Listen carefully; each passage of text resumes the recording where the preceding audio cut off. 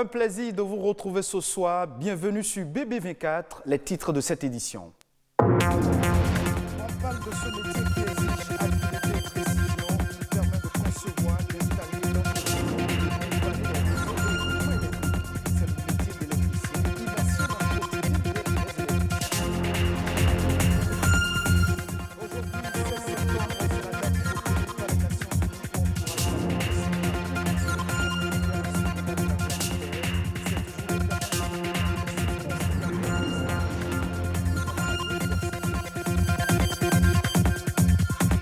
16 septembre, c'est la date retenue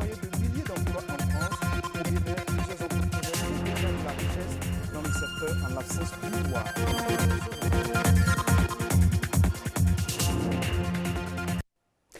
Il est chargé de l'équipement électrique des constructions. Il peut aussi être amené à participer à des installations plus complexes comme une climatisation et un ascenseur. Vous vous en doutez bien, c'est l'électricien bâtiment. C'est un ouvrier du bâtiment qui intervient de la conception à l'installation et au dépannage des réseaux et équipements électriques. Mais comment travaille-t-il? Rodrigue Blondoumain et Nadège Omolani-Sani sont allés à la rencontre de quelques électriciens exerçant au Bénin. On les découvre dans ce reportage. Il démarre la construction du bâtiment presque au même moment que tous les autres corps de métier, mais son travail se poursuit même après la remise des clés aux propriétaires des lieux. Depuis la mise en terre, l'électricien opère pour protéger les personnes, mais aussi les équipements contre les chocs électriques et la foudre. De commun accord avec les autres professionnels du secteur, il installe les canalisations, les câbles et met en place les différents appareillages. Le plan est la boussole qui oriente l'électricien pour l'emplacement des installations. Si le technicien met que le climatiseur doit rester là, et toi tu vois un signe sur le plan, tu ne sais pas que c'est climatiseur, il est en train de signaler, tu ne peux pas le faire. Donc tu peux ne pas beaucoup étudier, mais tu dois, si tu es dans un domaine, tu dois savoir les b.a.-ba. Il faut étudier le plan. En tant qu'électricien, il y a le technicien qui est chargé de faire le plan. Il remet à chaque corps le plan qui lui convient et c'est à lui de faire un travail là-dessus. Pour qu'on puisse avoir un résultat commun à la fin. L'électricien bâtiment travaille au quotidien dans le respect des normes et de la sécurité. Rien ne se fait au hasard dans ce métier et le choix des couleurs correspond à un code. Si c'est le climatiseur, tu sais que c'est tel fil et on prévoit tout avant que les équipements ne viennent. Et aussi, on a le code des couleurs. Si moi je finis de travailler ici, un autre électricien vient ici, il doit faire quelques minutes pour se retrouver. Parce qu'on a notre langage, s'il voit telle couleur, il doit savoir que ceci, ça représente telle chose. Il y a la section de fil, il y a le code des couleurs au niveau des fils. Romain exerce ce métier depuis l'âge de 11 ans.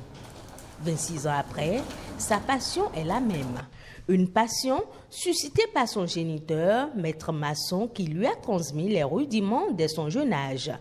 Bien que n'ayant pas fait de grandes études dans le domaine, il jouit pleinement de cette profession. Lorsque j'étais petit, en classe de CE2, quand je vois il y a un peu de l'ombre et quelque part, si je prends 2 piles et je branche avec une ampoule, ça s'allume. C'est de là que je me suis impressionné de faire l'électricité. Comment j'ai commencé et jusqu'aujourd'hui, je sais comment je suis. C'est avec ça que je nourris mes petites familles. Le métier d'électricien bâtiment n'est pas sans risque pour ceux qui l'exercent. Parfois, de mauvaises expériences occasionnant des dommages matériels font partie de leur quotidien. Mais pour ces passionnés, il faut aimer le métier, être précis et méthodique dans le travail pour contourner les risques.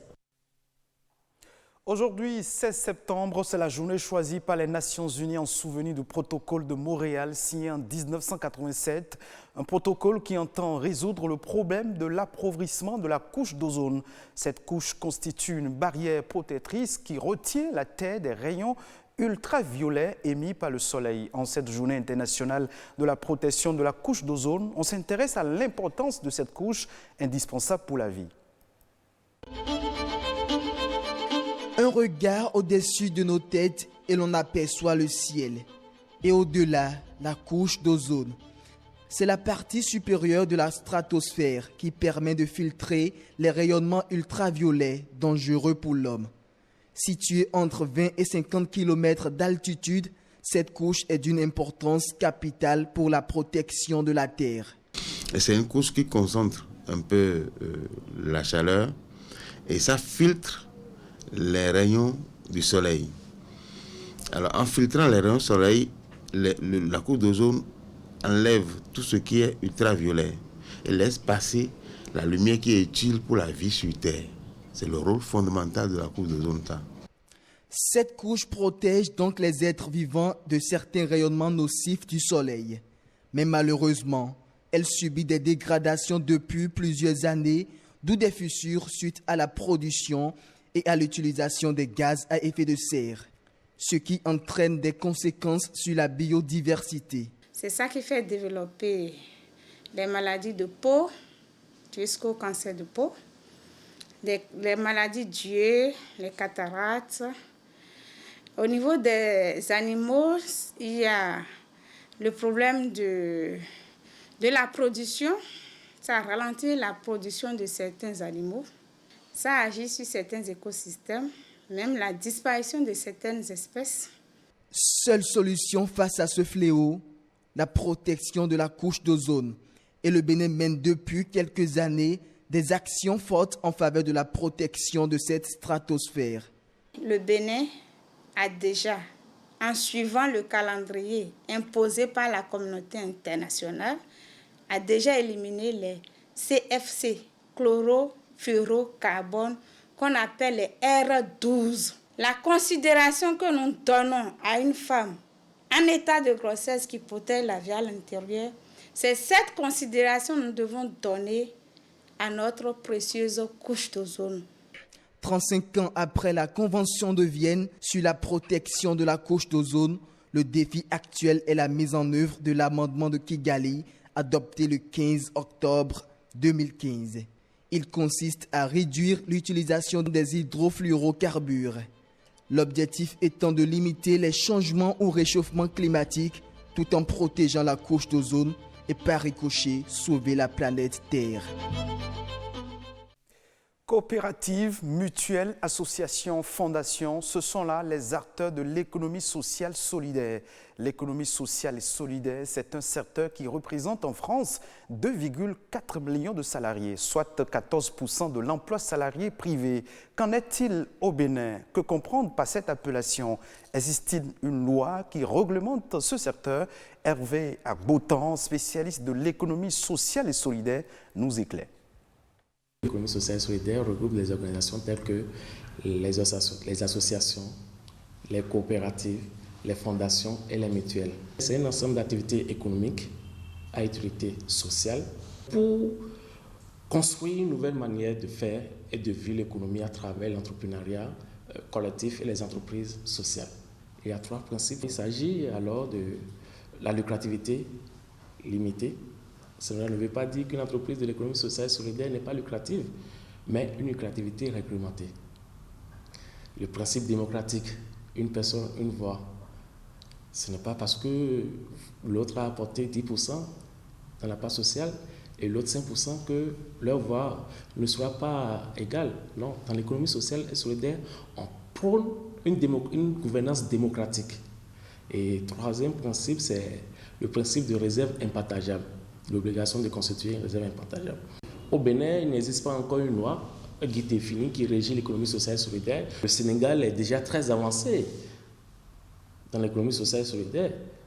Une loi est en cours d'être adoptée au Sénégal. En France, n'en parlons pas. En France, aujourd'hui, c'est plus de 2 millions d'emplois qui ont été créés par l'économie sociale et solidaire. Ça, c'est une statistique de 2014. Et plus de 200 000 entreprises de l'économie sociale et solidaire en France. Vous voyez donc, l'importance de cette économie n'est pas négligeable.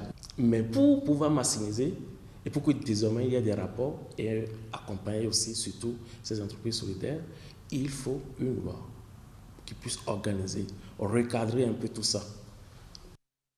Présent, je vous invite à suivre une compilation de quelques faits marquants de l'actualité nationale dans ce journal. La Nation en bref et en images est signée Ulvaeus Balogun.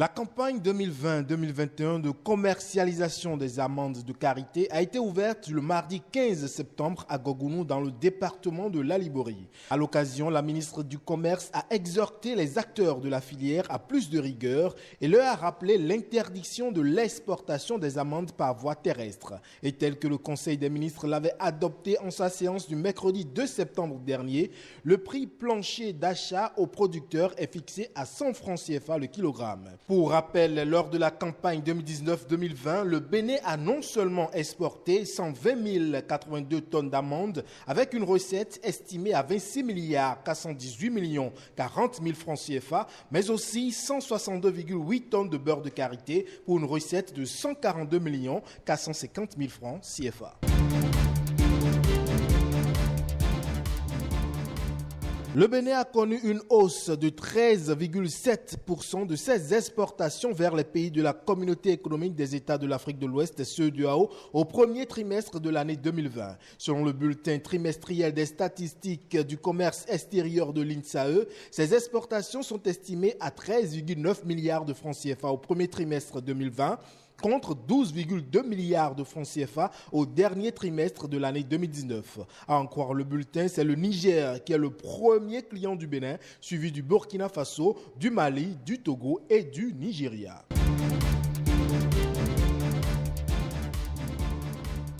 Le calendrier scolaire pour l'année 2019-2020 est disponible. C'est par arrêté interministériel que le ministère des enseignements maternels et primaires et celui en charge des enseignements secondaires, techniques et de la formation professionnelle ont situé les acteurs de l'école béninoise. Ainsi, la pré-rentrée scolaire 2020-2021 est prévue pour le lundi 21 septembre 2020 et la rentrée proprement dite le lundi 28 septembre. Les grandes vacances sont prévues au jeudi 1er juillet 2021. Il faut noter que le calendrier des établissements techniques agricoles et celui des centres de formation professionnelle et d'apprentissage seront respectivement fixés par arrêté.